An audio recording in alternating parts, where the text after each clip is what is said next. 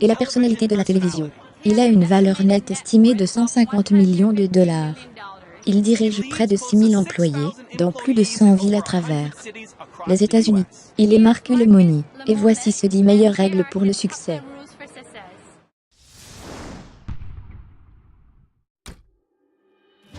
Vous savez, il y a ce mythe selon lequel les gens pensent qu'ils n'ont pas besoin d'un plan d'affaires. Et souvent je trouve des propriétaires d'entreprises qui ont une idée géniale, et qui leur manque c'est l'exécution. Ils ne passent pas par le processus d'écriture des choses. Parce que chaque fois que vous pouvez prendre le stylo sur papier, écrire vos idées, et les partager avec d'autres personnes, et obtenir des commentaires, ce qui est essentiellement un plan d'affaires, vous allez faire mieux. Ce pourrait être un tableau blanc dans un bureau, ce pourrait être des notes prises sur votre ordinateur, ou dans un journal. Mais je veux que ça commence par quelque chose qui dit que voici mon produit ou service, voici comment je vais attaquer le marché. Voici comment je vais battre la concurrence, voici comment je vais apprendre de mon concurrent, voici ce que je vais prendre à mes clients. Et voici le genre de personnes dont j'ai besoin pour m'entourer. Si vous ne répondez pas à ces questions, alors, vous êtes en quelque sorte comme un jeu de ballon dodge, vous allez juste aller là-bas et l'aile. Et à un moment donné, vous allez être frappé sur le côté de la tête. Vous savez, les flux de trésorerie, pour moi c'est important.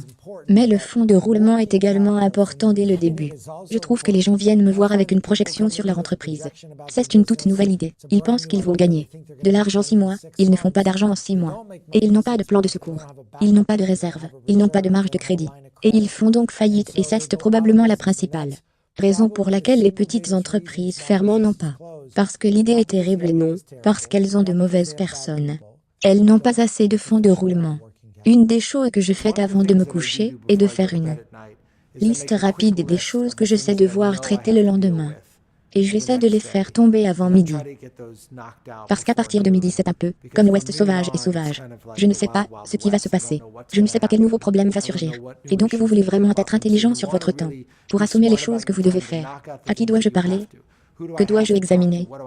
Que dois-je faire avec une banque, un employé ou une entreprise? Vous voulez sortir ce que j'appelle le ménage, vous faites le ménage le matin, et ensuite vous sortez les champs pour le reste de la journée. Et une partie du défi ou une partie du défi pour moi au moins. Et que les lignes deviennent très floues quand la journée se termine réellement. Et cela peut représenter un véritable défi pour vous, le savez. Votre vie personnelle et vos amis et une sorte d'équilibre, alors c'est dur. Mais la première partie de ma journée est la mise au point. Je te le dis, nous avons besoin de toi ici et c'est plus important que n'importe quelle tarte que nous ferons jamais, mais je vais avoir besoin de ton aide avant ton départ, absolument. Parce que je dois faire quelque chose et que vous allez être notre chef ici. D'accord? D'accord. Mais pour que vous puissiez avoir une bonne tranquillité d'esprit, je voulais vous donner de l'argent. Je vais vous donner 6 mois de salaire, d'accord?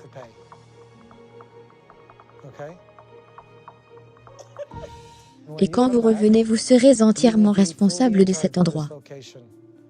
Et je vais te payer 1000 $ par semaine, donc tu n'as pas besoin de barton. D'accord? D'accord. Je vais vous donner un chèque. Et ça devrait t'aider à être capable de te reposer, de prendre soin de ton bébé. Et quand tu reviendras, tu vas faire exploser le cul de quelqu'un. D'accord, d'accord? Oui, merci.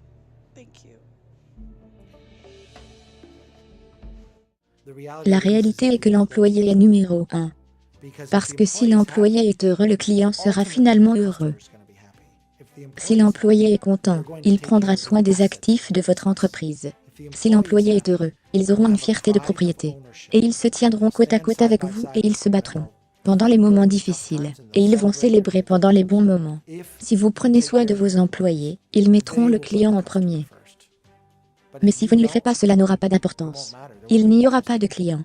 Si vous ne prenez pas soin de vos employés, il n'y aura personne pour vous aider, et vous n'aurez aucune affaire. Je dis suivre votre passion, ce qui devrait être le sport. Je dis que si vous avez une passion pour les affaires, vous feriez mieux d'avoir des connaissances pour cela. Et donc, si les gens veulent posséder une entreprise, ils ont mieux travailler pour quelqu'un d'autre pendant un certain temps. Et ils devraient avoir une connaissance intrinsèque de cette industrie.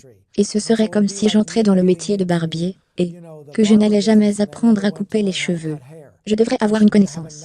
Si je n'ai pas les connaissances, je ferais mieux d'avoir un partenaire ou je ferais mieux d'avoir un gestionnaire ou un chef de file qui est investi dans l'entreprise et qui possède des connaissances.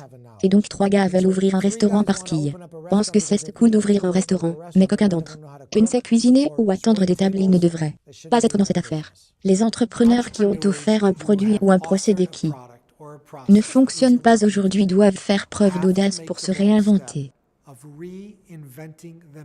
J'en parle tout le temps comment au cours de ma vie que ce soit à 12 ans ou 18 ans ou 25 ans ou même aujourd'hui je travaille constamment à me réinventer.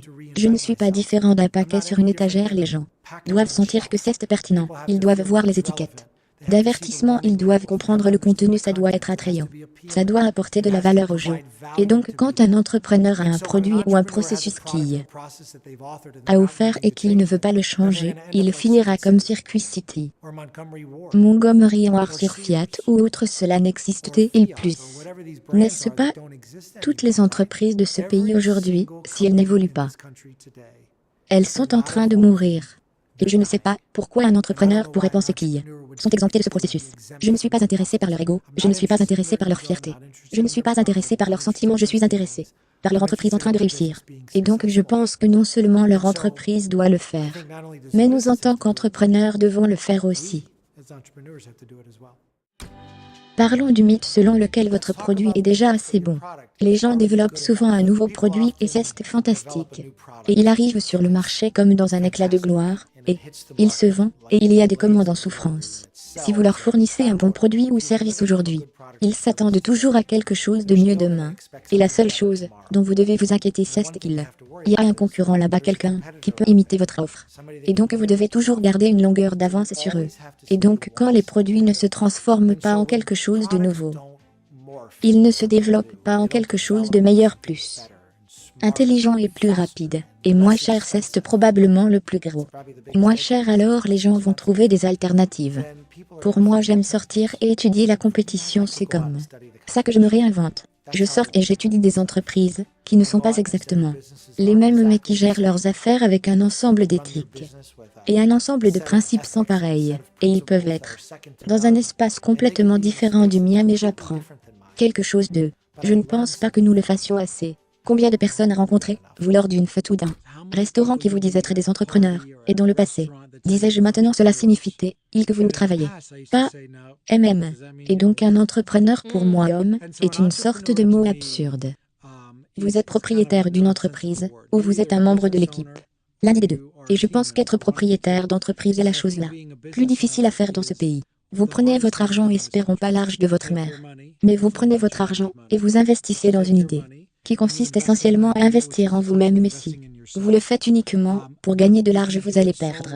Et tu dois vraiment le faire, et je sais que beaucoup de gens se lèvent tous les matins, et ils se bousculent, d'accord. Et ils conduisent dans la voiture en ce moment, et ils sont en route pour un boulot en ce moment qu'ils pourraient ne pas aimer, ouais. Et je les encourage juste à coller à la monture. Obtenez le chèque de paie, payez les factures, apprenez, apprenez et apprenez. Et trop de jeunes enfants de l'université me disent qu'ils sont des entrepreneurs, et je leur dis que vous ne pouvez pas être un entrepreneur jusqu'à ce que vous ayez travaillé pour quelqu'un d'autre et que vous sachiez ce que ça fait d'être viré, d'accord. Ou pour être appelé sur le tapis, ou pour être harcelé, ou être mal géré. Vous devez savoir ce que vous ressentez quand vous êtes de l'autre côté, ouais. Vous pouvez être respectueux envers les gens, ouais. Vous savez que j'ai une terrible peur de rester éveillé la nuit. Et c'est la peur de l'échec et l'embarras qui l'accompagne. Et donc les gens aiment avoir beaucoup de fierté et dire, vous savez, je ne suis pas gêné, je ne suis pas. Je pense que toute personne qui est un entrepreneur profondément dans leur âme a peur de l'échec. Que vont dire les gens, que vont penser les gens? Et c'est dur, c'est un défi difficile. Et donc j'essaie de l'ignorer autant que je le peux, mais je trouve que ça me hante un peu. Et donc je pousse, parce que je crois vraiment que j'ai une obligation de continuer à essayer et essayer et essayer. Et j'ai eu beaucoup d'échecs dans ma vie. Ce qui s'est passé, quand j'ai eu 35 ans et 2008, 9 est arrivé. Je suis devenue beaucoup plus à l'aise pour admettre ma vulnérabilité.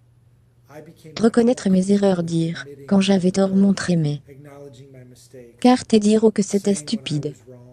Les miettes pourraient être une de ces situations où j'ai essayé de déjouer quelque chose, et maintenant je ne pense pas que ça va échouer. Mais je dois être réaliste, ça pourrait le faire. Tout ce que je fais pourrait échouer. Je passe par des milliers et des milliers d'applications et parfois, je choisis des entreprises qui sont nouvelles et innovantes, et le produit est excitant, et parfois je choisis des entreprises qui sont assez ordinaires. Quand il est ordinaire et saturé, le plus grand défi de faire face à une marchandise, et donc que ce soit un café ou un yaourt. La question est de savoir si le produit est pertinent sur le marché. Et si c'est saturé pouvait, vous hisser au sommet de la. Je veux encourager les gens à ne pas fuir les marchés saturés. Mais je veux que vous fuyiez, si vous n'avez pas le temps, les ressources, l'énergie, les gens, le processus ou l'attention aux détails, pour être les meilleurs en classe. Et donc si vous allez ouvrir un café dans un marché très fréquenté, vous feriez mieux d'avoir quelque chose d'unique. Il vaut mieux être expérientiel. Votre produit sera mieux.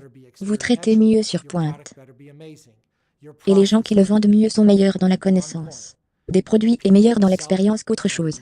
Je suppose que d'une autre façon de le regarder est que si vous allez dans une industrie qui n'est pas saturée, vous devriez probablement vous demander s'il y a une raison que personne d'autre n'est dans ce domaine. Je ne peux pas être la seule personne avec cette idée. Et si vous entrez dans une entreprise qui n'est pas saturée, cela peut vous dire qu'il n'y a pas vraiment de marché là-bas. Je pense que je voudrais me lancer dans l'industrie du cintre. Je veux dire, est-ce saturé, n'est-ce pas? Y a-t-il une raison pour que tout le monde n'y soit pas? Cela ne me dérange pas vraiment si c'est saturé ou pas. Je dois aimer le produit, il doit être relatable. Il ne doit pas être totalement résistant à la récession, mais il doit s'agir d'une preuve de récession. Je pense qu'il est important que si vous vous lancez dans une entreprise et que vous envisagiez de prendre vos derniers 50$ et que vous les investissiez dans quelque chose, vous feriez mieux d'avoir quelque chose d'unique pour que ce soit une marchandise.